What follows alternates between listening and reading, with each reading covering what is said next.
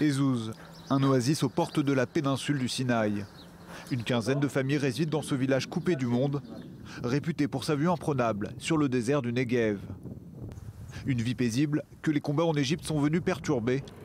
En attendant les touristes, c'est l'armée israélienne qui a pris ses quartiers à Ezouz. Pas de quoi changer les habitudes d'Ourik Fir, l'un des patrons des lieux. Au volant de sa Jeep qui ferait le bonheur des collectionneurs, cet amoureux du désert nous emmène dans son petit paradis. Ses chambres d'hôtes pouvant accueillir jusqu'à 200 personnes. L'an passé, la guerre à Gaza avait ruiné la saison estivale. Au quotidien, on ne ressent pas spécialement les tensions et on continue de recevoir des visiteurs. Qu'il y ait autour de nous des voisins agités, ce n'est pas nouveau. Le Moyen-Orient n'est pas réputé pour son calme, notre petite région en particulier. Un flegme qui tranche avec Kadesh Barnea, à une dizaine de kilomètres plus au nord.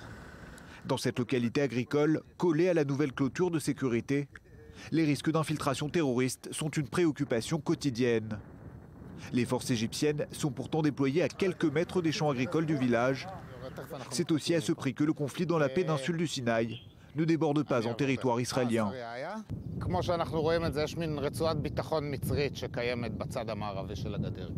De facto, les forces égyptiennes ont créé une sorte de zone tampon à notre frontière.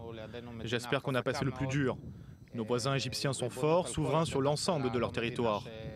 Ce pays n'est pas en train de se disloquer. Je crois que quand l'armée égyptienne aura fini son travail, on retrouvera la vie très tranquille qu'on avait jusqu'à maintenant. Depuis quelques jours, Hamid Vered multiplie les réunions de travail avec l'armée et les autorités locales. Où se déployer et accentuer la surveillance? Quelle route contourner pour éviter les embuscades? La situation dans le Sinaï oblige à tout repenser sur le terrain. Mais quand l'armée israélienne est mobilisée, tout devient plus facile. Globalement, on est beaucoup plus protégé qu'en période de calme. Bizarrement, je me sens beaucoup plus en sécurité quand il y a des tensions. Du fait de la présence assez imposante de l'armée dans le secteur. Les serres de Kadesh Barnea se trouvent provisoirement en zone militaire fermée.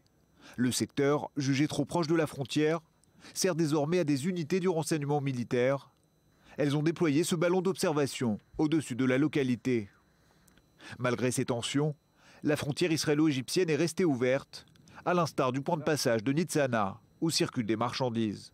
Jusqu'ici, l'attaque la plus proche menée contre les forces de sécurité égyptiennes s'est déroulée à environ 7 km de ce poste frontière.